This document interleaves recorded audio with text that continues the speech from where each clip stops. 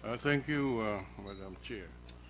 Unang-una po, I want to place it of record that siguro pwede kong sabihin na ang buong sambayanan ay sumusuporta po dito sa anti-drug campaign ng ating Pangulo at ng ating PNP. Sa katunayan po, marami sa atin, hindi po natin alam ang magnitude ng problema natin sa droga hanggang inilunsad po itong anti-drug campaign. Ito po'y pangkaraniwang mamamayan. Yan po ang kanilang opinion. But having said that, ang mamamayan po ay concerned din sa kadami ng namamatay. So while they support the anti-drug campaign, including this representation, we are all concerned about the number of deaths taking place.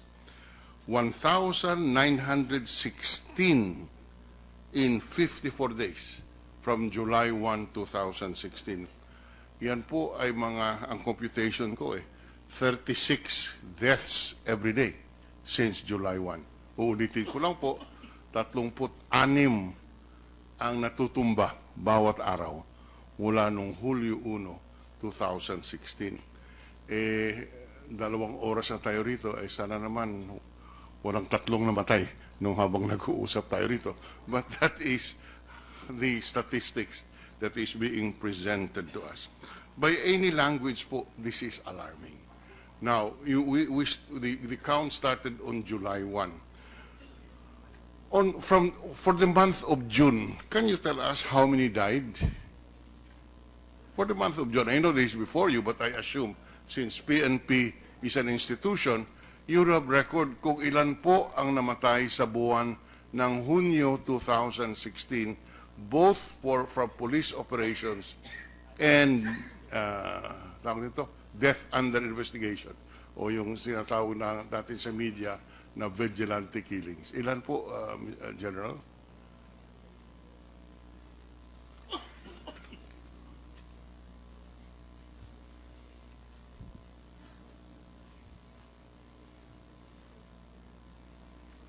Your Honor, can we provide the data later on, Your Honor? Sure. I-research pa namin, Your Honor. Paki-research lang po. Yes, Your Honor. Okay.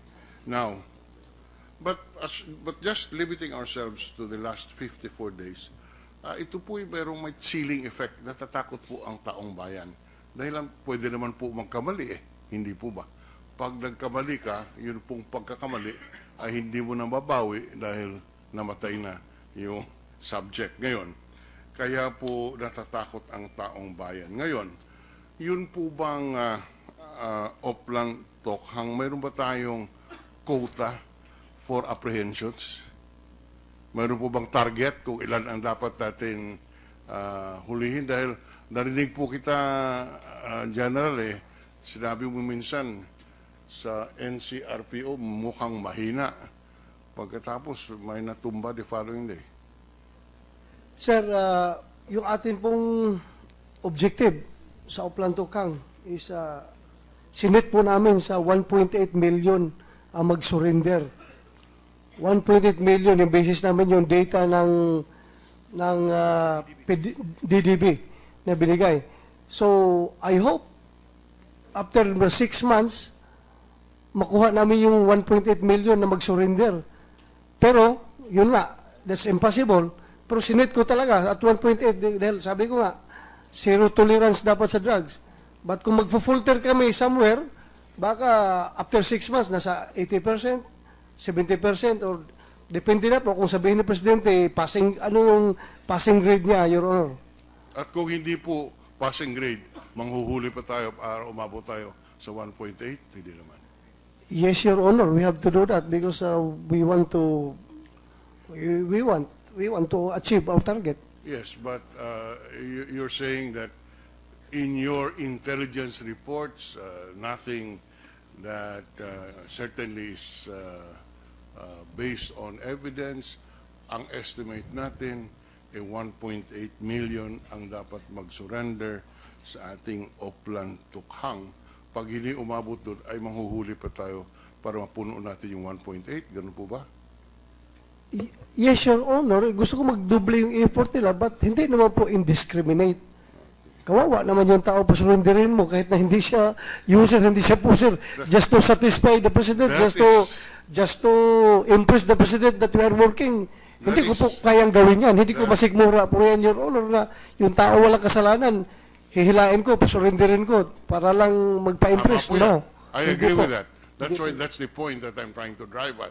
That's why I was asking you whether you had targets, and you said your target is 1.8 million. At sana naman, pag hindi umabot doon, hindi tayo kukuha ng kung sino-sino at sasabing we achieved our targets. In any case, let's leave that behind.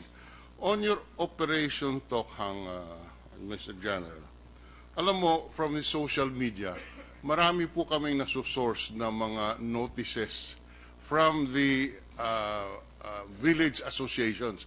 Ito po, galing yung BF Homes.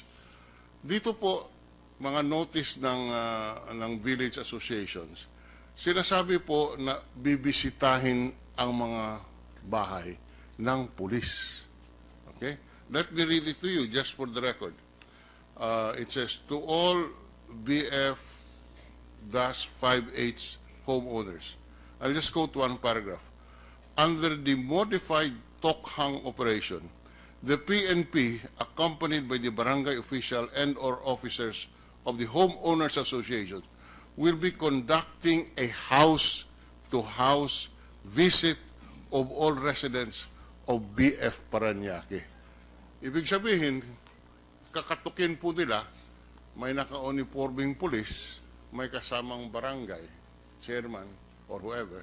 Hindi po ba nakakatakot ito? Yung epekto po dito sa ating mga mamamayan na may kakatok sa kanila na uniformadong pulis at sasabihin, pwede mo ba kaming pumasok? Pag sinabi mo hindi kayo pwedeng pumasok, hindi mo alam kung anong susunod. O kung papapasukin mo, hindi mo alam kung anong mangyayari.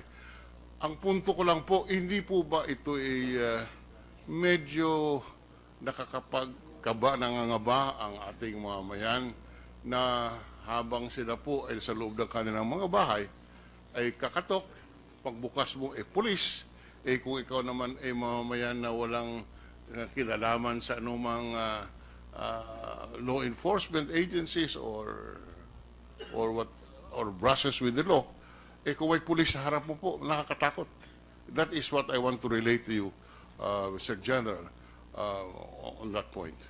May I answer that, Your Honor? Yes, please. I think the signatory of that letter is not from the police. Is not siguro Homeowners Association. That's correct, yes. I am saying Homeowners Association. I'm not saying this is the police. This is the notice of the Homeowners Association to the residents. Yan po, ito po, Park Lane Homeowners Association. Ito po ay notice sa mga homeowners. At ito po ay pagkatapos ng meeting with the PNP. Kasi nakalagay rin dito, we will report after a General Assembly, yun po, ipinaliwanag kung ano yung Operation Tokhang. At yan na nga, yung pupunta sa mga bahay, kakatok ang pulis. So yun po, galing po sa homeowners ito. Your Honor, the spirit of Tokhang po, yung aming Upland Tokhang na dinisimulate pababa, hindi po ganoon ang mode of implementation. Siguro po, yung nasa baba po ay gumawa na sariling diskarte. That's why sinabi na modified Tokhang. Siguro at their level, nakikita nila na kailangan bisitahin na yung bawat bahay, kaya sila gumawa ng letter. But ang spirit po ng Tokhang is, you only visit the house na merong suspected na drug personality. Yun na po ang kinakatok. Hindi po lahat ng bahay. Ewan ko yung pag-implement nila sa baba. That is, sabi lang, modified Tokhang. Sa kanilang level na yan ng homeowners kung paano nila ginawa. But ang spirit po na gusto naming palabasin, again, katukin lang yung bahay na merong suspected drug poser o drug user. Opo, ito po ay nangyari pagkatapos mag-meeting noong August 6, 2016 ng Parañaque Homeowners Association, with Colonel Jose Carumba, Chief of Police of Parañaque. Ang sinasabi na the PNP will be implementing a modified Tokhang operation in BF Parañaque starting Monday, August 8, 2016, and quote, under the modified Tokhang operation, the PNP, accompanied by barangay officials and officers of the association, will be conducting a house-to-house visit of all residents in BF Parañaque. I will correct that, Your Honor, but pardon us, Your Honor, maybe yung ating mga pulis po sa baba at ng mga barangay sa baba nagiging excited lang po at gusto lang i-prove na itong aming Uplan Tukang, hindi lang po pang mahirap ito. Pati yung mga mayayaman na subdivision na merong suspected na drug pusher, drug user, sinasama nila sa Uplan Tukang. That's maybe a reaction from them. But again, as I have said, yung Uplan Tukang po, hindi po ganoon dapat. I will correct that, Your Honor. I promise you. Please, because again, this has a chilling effect on the citizenry, where a uniformed policeman would knock on your door and say, pwede po bang pumasok? Talagang nakakatakot po yan. At sana po hindi ganon ang ating pangyayari. Kasi yung iba, Operation Tukang, nababasa natin sa pahayagan, kumatok, pumasok, medyo may natutumba. Kaya hindi mo po basisi yung ating mga mamamayan kung talagang ito po may chilling effect sa kanilang pamumuhay. Maraming salamat, Madam Chair. Thank you, Senator Drilon. Next is... Just one more point. I asked the General De La Rosa to submit to us the on-the-spot reports of all the 700... ilan ba yung namatay? Ha? 756 on-the-spot reports of all the precincts where this happened, and we start with the NCR, Region 3 and Region 4. Mayroon po bang spot reports na sinasubiti? Your Honor, up to now, kinukumpleto pa, Your Honor, but we will submit them to you. Maybe after this session. Can we have it under oath so that we don't have to, Madam Chair, so that we can be certain about the contents? Yes, Senator Drilon, we will do that. Thank you. So how soon again can you submit that? This afternoon. Soon, Madam, can we have that?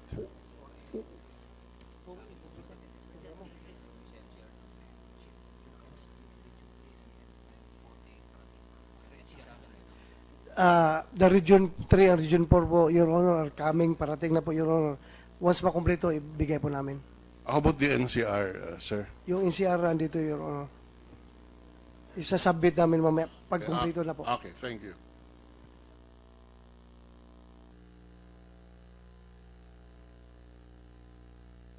Madam Chair, yes, just a bit of I withdraw housekeeping. that under oath. Never mind, it's okay. Just a bit of housekeeping, Madam Chair. If they want to eat their lunch, they can have a working lunch, Madam Chair. Baka gutom na sila. Lalo na yung mga witnesses, hindi pa kumakain. Maybe they'll be allowed to eat while we're continuously working, Madam Chair.